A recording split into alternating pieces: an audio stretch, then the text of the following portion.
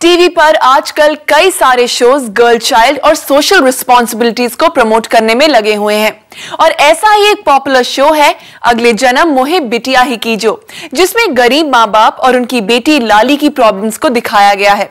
तो हम भी पहुंच गए इस सीरियल के सेट पर और इसके एक्टर्स से जाने शो में आने वाले मोड़ से जुड़े कुछ राज।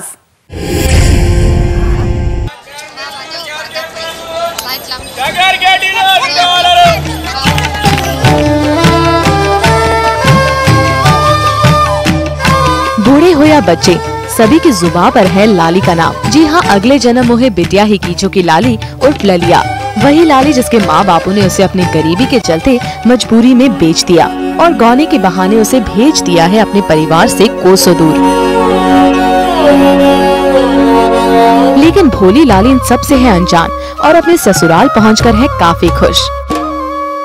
गौना होकर अपने ससुराल आई हूँ और पहला रिएक्शन की हवेली को देखकर कि अरे मेरा यहाँ पे होने वाला क्या जो हो चुका है, जो मेरी लाली की फीलिंग है कि पहली बार उससे मिलना है, तो उसे ढूंढती हुई निगाहें हैं कि कब वो आएगा, कब मिलेगा।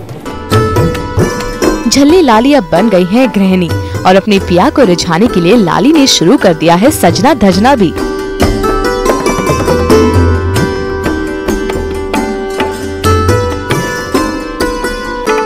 लाली अंदर से वही है जो पहले थी, वही चीज़ें, नेचर उसका नहीं बदला है, लेकिन हाँ उसके अंदर ये चीज़ें आ गई हैं कि साड़ी का पल्लू उसे संभालना पड़ता है। लाली गहने पहनने लगी है। लेकिन लाली को आखिर किसने सिखाया है सजना धजना?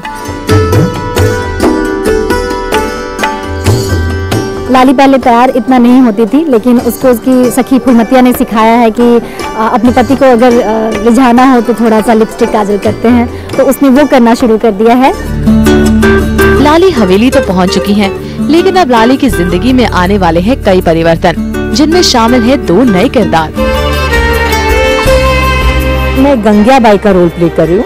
ये पुश्तैनी नौकरानी है और शायद अब छोटे ठाकुर बड़े ठाकुर को पाला होगा और उसको घर की हर सीक्रेट्स पता है और घर के हर मेंबर्स की सीक्रेट्स पता है, जो आपस में एक दूसरे से वो लोग जो शायद नहीं खुल पाते। एक मीडियम है गंगिया ताई। भूमिका फिलहाल यही है कि उसे मैं अपने घर में लाया हूँ, खरीद कर लाया हूँ, जो कि उसे अभी तक मालूम नहीं है कि उसे खरीद लिया गया है या कि वो बेच दी गई है और मैंने उसे खरीदा है। मैं उसे जाहिर सी बात है अपने परिवार में नहीं लाया हूँ, बस उसे खरीद कर ले आया हूँ किसी इंटेंशन से, जो कि मुद्दा अभी रिवील होगा धीरे धीरे कि मैं उसे क्यों खरीद कर लाया हूँ। तो ये तो थी लाली के जीवन में आने वाले 2 नए किरदारों की बात। वैसे लाली, ये तो बताइए कि आपको इस रोल को करने में कितनी मेहनत करनी पड़ती है?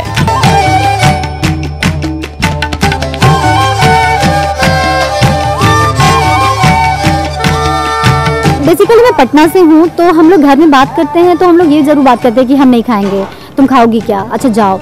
तो ये टोन फिर भी ठीक था, लेकिन इसमें जिस ढंग से था रॉनेस जो दिखानी थी, जो रफनेस थी कि ए रे खाएगी क्या रे, तो ये सारी चीज़ों में मुझे प्रॉब्लम हो रही थी। तो मेरी मॉम और मेरी बहनों ने बहुत हेल्प किया। मैं 24 घंटे में से कम 4 घंटे सेट पे मैं फ़ोन पे ही रहती थी और लाइंस पूछती थी कि इसको मैं कैसे बोलूँ, इसमें क्या टोन आएगा।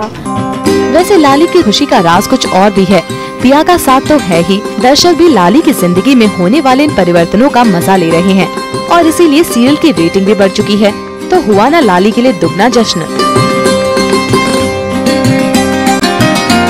मैं बस लोगों को बहुत बहुत ज़्यादा थैंक यू कहना चाहूँगी और बस बड़ों का आशीर्वाद है जिसकी वजह से ऐसा हो पा रहा है कि लोगों को पसंद आ रहा है और लाली लोगों के दिल में बसी हुई है और मैं कोशिश करूँगी कि मैं ऐसे ही काम करती रहूँ और लोगों को ऐसे ही पसंद आती रहूँ। चलिए, हम तो यही चाहेंगे कि लाली आप यूं ही हंसती खेलती रहिए और दर्शकों की प्यारी बन जाइए।